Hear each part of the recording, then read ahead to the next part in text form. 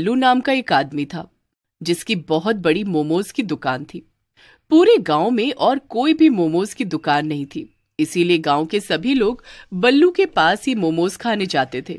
एक दिन एक बूढ़ी औरत बल्लू के मोमोज खाने आती है।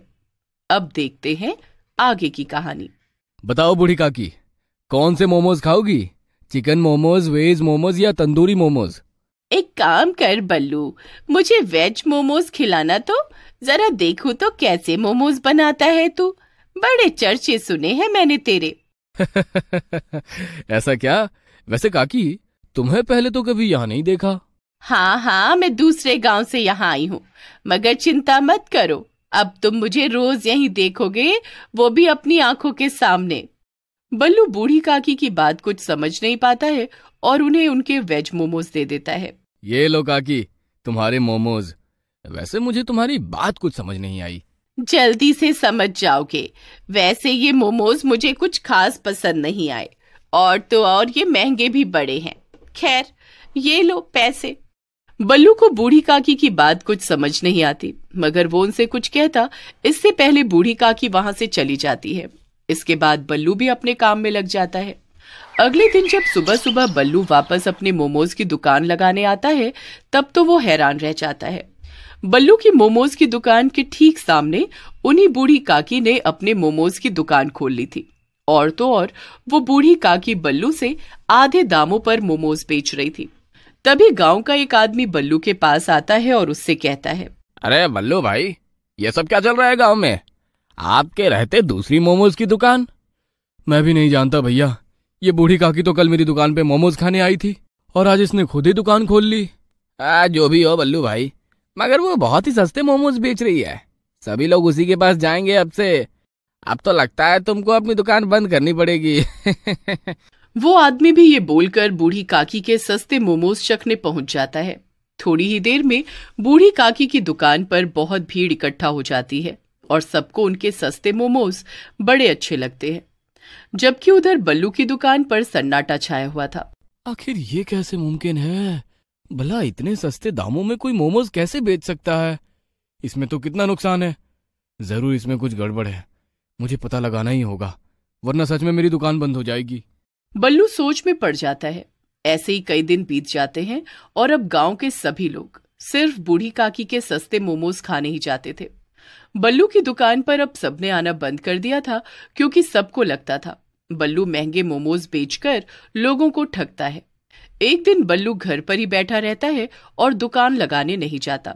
तभी उसका बचपन का दोस्त हरीश उससे मिलने आता है। अरे बल्लू, क्या बात है, तुम आज घर पर ही बैठे हो, दुकान लगाने नहीं गए? क्या ही करूंगा हरीश दुकान लगाकर, इतनी मेहनत करो, मोमोज बनाओ, लेकिन कोई भी मोमोज खाने नहीं आता। सबको लगता है कि मैं उनको महंगे मोमोज बेच रहा हूँ। अरे तो बल्लू, तुम भी मोमोज के दाम कम क्यों नहीं कर देते? अरे दोस्त, मोमोज की लागत ही उतनी है, तो मैं क्या अपनी जेब पे नुकसान उठाकर सस्ते मोमोज बेचूं? इससे कम दाम अगर मैंने किए तो मुझे बहुत ज्यादा नुकसान हो जाएगा। तो भला वो बूढ़ी काकी कैसे इतने सस्ते में बेच रही है मोमोज? उसे लागत कम कैसे पड़ रही है? वही तो मैं भी समझ नहीं पा रहा हूँ हरीश। जरूर दाल में कुछ काला है, और मैं तो ये भी सोच रहा हूँ कि आखिर वो बूढ़ी काकी आई कहाँ से? पहले तो मैंने कभी उसे इस गांव में नहीं देखा। बात तो तेरी सही है बल्लू, जाने वो कहाँ से आई है, लेकिन अगर तुम्हें अपनी दुकान बचानी है तो घर बैठे बैठे खुद से ये सब सवाल मत करो और पता लगाओ कि उसकी दुकान पे आखिर चल क्या रहा है। हरीश और बल्लू बातें कर ही रहे थे कि तभी उन्हें घर के बाहर से कुछ शोर सुनाई देता है। बल्लू की पड़ोसन मीना जोर जोर से चिल्ला रही थी और रो रही थी। बल्लू और हरीश बाहर जाकर देखते हैं। हे भगवान, मैं लुट गई, मैं बर्बाद हो गई, मेरे सारे गहने चोरी हो गए, हे भगवान। अरे ये सब कैसे हो गया मीना दीदी? पता नहीं बल्लू भैया, रात में कैसी आंख लगी कि चोर आए और सारा सामान लूट कर लेकर चले गए, हमें भनक भी ना लगी। अरे ये आजकल गांव में चोरियां इतनी बढ़ती जा रही है, आखिर हो क्या रहा है? कुछ लोग मीना को संभालते हैं और उसे पुलिस के पास लेकर जाते हैं। वहीं बल्लू और हरीश फिर से बातें करने लगते हैं।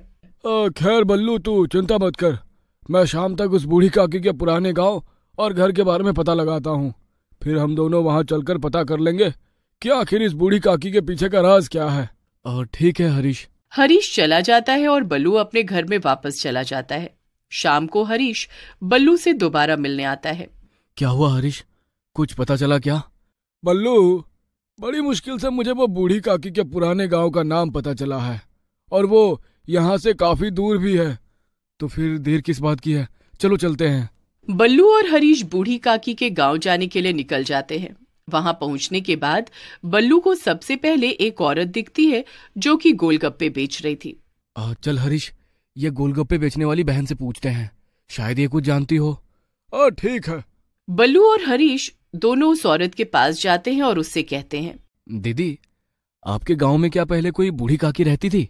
अरे भैया, ये तो इतना बड़ा गांव है, यहाँ पर तो कितनी ही बूढ़ी औरतें रहती हैं।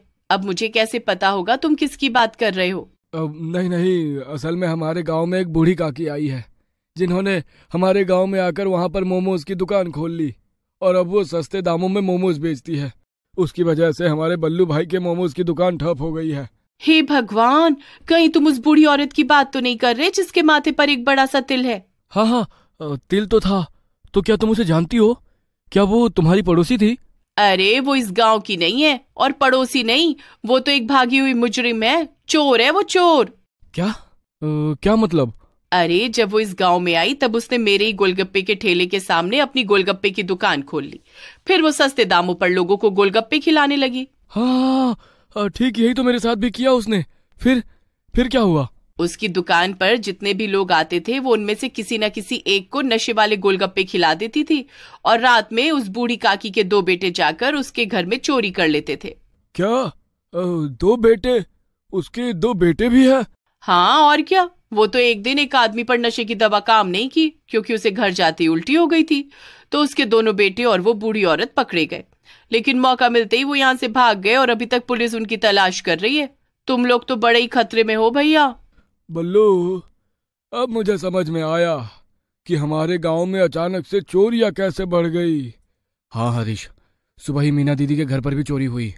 हमें जल्दी से वापस जाकर गांव वालों को सारा सच बताना पड़ेगा, पर गांव वाले मेरी बात नहीं सुनेंगे। उन सबको तो यही लगेगा कि मैं बूढ़ी काकी से जलता हूँ, इसलिए उल्टी सीधी कहानियां बना रहा हूँ। हमें उस बूढ़ी काकी और उसके बेटों को रंगे हाथ पकड़ना होगा। हाँ, ये बात तो तू एकदम ठीक कह रहा है, पर ये हम करेंगे कैसे? वो सब तो मुझ पर छोड़ दे, अभी तो तू बस मेरे साथ वापस गांव चल। बल्लू और हरीश वापस गांव आ जाते हैं और बल्लू हरीश से कहता है, हरीश, अब तू मेरी बात ध्यान से सुनना। मैं इस बुढ़िया पर नजर रखे रहूंगा, और मैं जब तुझे तेरे फोन पर मैसेज करूं तब तू सारे गांव वालों को लेकर उस जगह पहुंच जाना, ठीक है? ठीक है, मैं समझ गया बल्लू।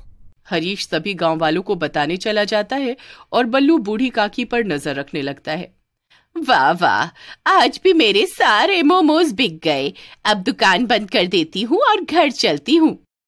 बूढ़ी काकी दुकान बंद करके घर जाने लगती है, मगर वो सुनसान जंगल की तरफ जा रही थी।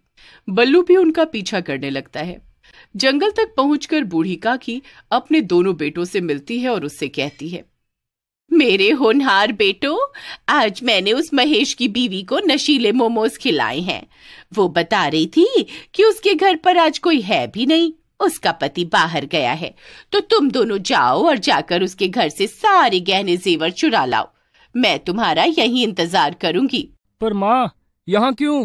हाँ माँ, यहाँ जंगल के पास क्यों? अरे आज ये हमारी इस गांव में आखिरी चोरी होगी। याद नहीं, पिछली बार हम उस गांव में फंस गए थे। अब हम एक गांव में कुछ ही दिन तक चोरियां करेंगे और फिर वहां से निकल जाएंगे। तुम लोग गहने चुरा कर लाओ, फिर हम जंगल के रास्ते यहाँ से निकल जाएंगे। दोनों बेटे अपनी माँ का प्लान अच्छे से समझ जाते हैं और गांव में चोरी करने के लिए चले जाते हैं। बल्लू तुरंत हरीश को मैसेज कर देता है और उससे कहता है कि वो सभी गांव वालों को जल्दी से जंगल के पास लेकर आए। इतना कहकर बल्लू बूढ़ी औरत के सामने आ जाता है। बस बहुत हुआ तुम्हारा खेल, अब तुम रंगे हाथों पकड़ी गई काकी। क्या?